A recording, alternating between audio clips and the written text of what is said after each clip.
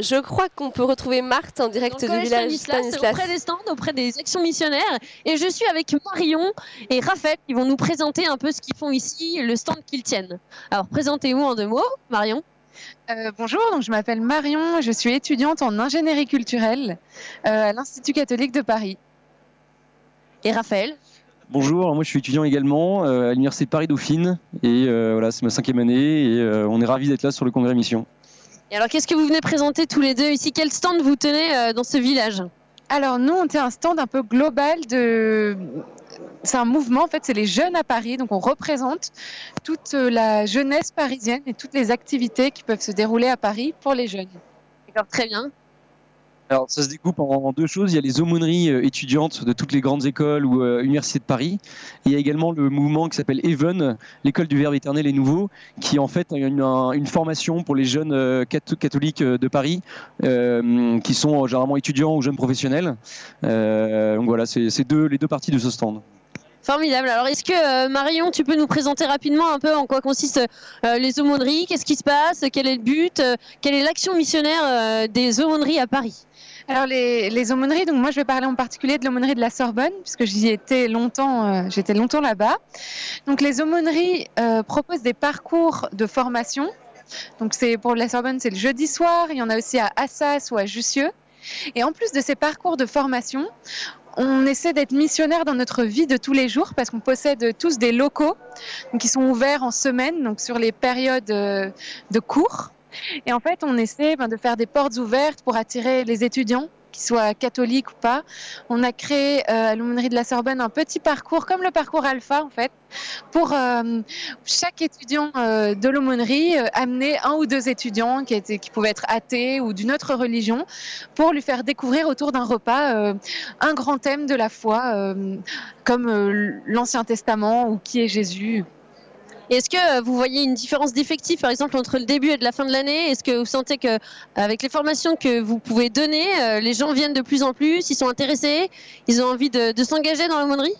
Oui, on a des gens très différents qui sont arrivés. On a eu même des personnes qui ont fait leur première communion et qui s'étaient éloignées de la foi et qui l'ont retrouvée.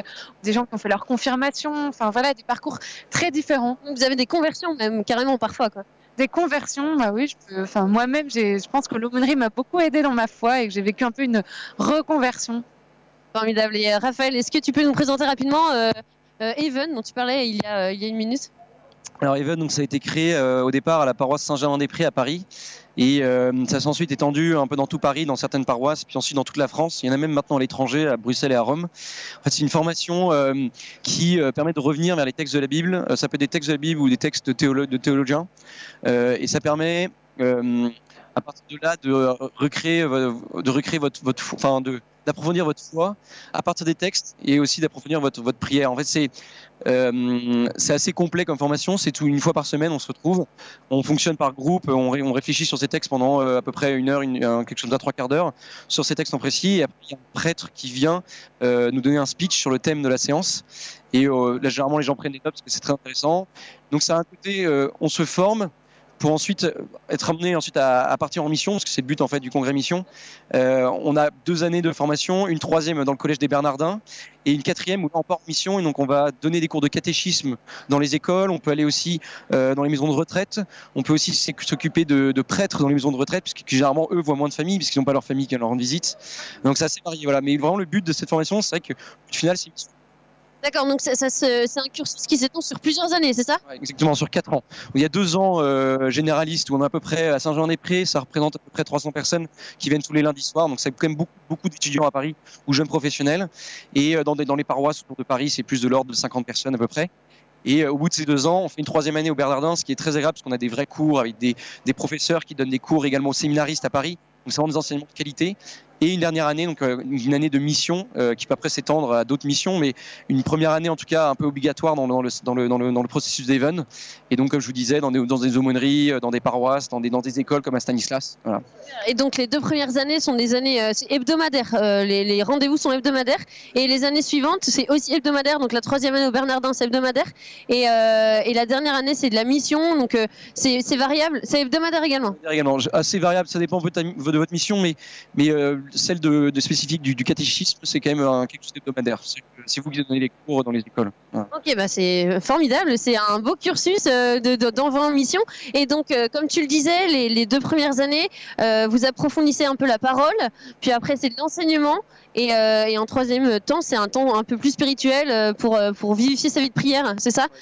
En fait, il y a le système de fonctionner en petits groupes au début pour réfléchir sur ces textes, ça permet d'ouvrir le cœur et de s'approprier un peu la parole, que ce soit des écrits de théologiens. Ça peut être, on lit beaucoup par exemple de Benoît XVI, qui est un peu le grand théologien de ce siècle, mais il y a également des textes de la Bible ou des textes de Jean-Paul II. Et donc ça permet vraiment d'ouvrir son cœur, et à ce moment-là, on est beaucoup plus réceptif quand on a le speech du père à la fin, qui dure à peu près une demi-heure, et où généralement, oui, on prend des notes, parce qu'après, justement, on se forme quand même, et c'est vrai qu'on relit ces notes, ça nous aide beaucoup ensuite pour les cours de catéchisme qu'on donne ensuite. Ouais, donc c'est du catéchisme quand on est grand, quoi, finalement. Et Marion, est-ce que tu peux nous dire comment est-ce que tu es arrivée dans cette aumônerie à la Sorbonne? Parce que peut-être que pour les gens qui nous regardent, qui nous écoutent, peut-être qu'on a des jeunes qui osent pas faire le pas, qui ont une vie de foi qui est pas aussi vive que ce qu'ils aimeraient. Est-ce que toi, tu pourrais nous dire comment est-ce que tu en es arrivée là? Alors moi, comment j'en suis arrivée là, c'est très bête. Je cherchais une aumônerie à la Sorbonne et j'ai tapé sur Internet « aumônerie de la Sorbonne ». J'ai cliqué, j'ai trouvé, j'ai vu l'adresse et j'y suis allée. Alors, ça paraît bête, mais je pense que c'est le principal moyen de trouver une aumônerie. Après, il y en a dans la plupart des universités, il ne faut pas hésiter à franchir la porte.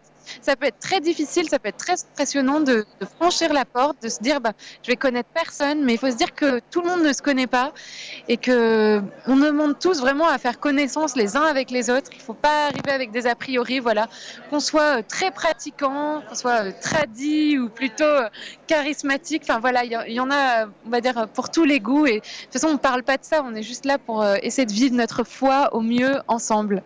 Il faut faire preuve de simplicité, parfois mettre fierté un peu de côté pour pouvoir avancer. Oui, c'est tout à fait ça, et c'est ce qu'on vit, c'est exactement la même chose à Even. On n'a pas tous les mêmes niveaux, mais c'est pas ça qui compte finalement. Super. Est-ce que c'est votre première au congrès mission? Est-ce que c'est la première fois que vous venez ou vous en avez entendu parler? Comment ça se passe? Alors moi, c'est ma 2e année au congrès mission, mais l'an dernier, j'y suis venue en tant que participante, parce que c'est la première année que Even et l'aumônerie sont sur le stand. Et toi, Raphaël, est-ce que c'est la première fois que tu viens? C'est la première fois, ouais, tout à fait. Ouais. J'espère que tu vas pouvoir un petit peu profiter du congrès, dans les ateliers, dans les messes, les célébrations qu'on propose, dans les veillées de prière, un concert aussi qu'on a ce soir à Notre-Dame des Champs, à Saint-Sulpice, je vous prie de m'excuser. Eh bien, merci beaucoup de nous avoir présenté votre cursus, Even, et puis les aumôneries, les jeunes à Paris, voilà, c'est ce que vous avez pu nous présenter. Merci beaucoup, Marion et Raphaël. Oui, tu voulais ajouter quelque chose, Marion? Tout à fait, n'oubliez pas les JMJ de Panama, voilà, il y a encore quelques places avec le groupe des jeunes de Paris. Et bien voilà, vous avez un endroit, vous pouvez vous présenter chez eux pour aller au JMJ de Panama, c'est une bonne occasion d'y aller. Voilà, merci beaucoup à vous deux et à plus tard et bon après-midi. Au revoir.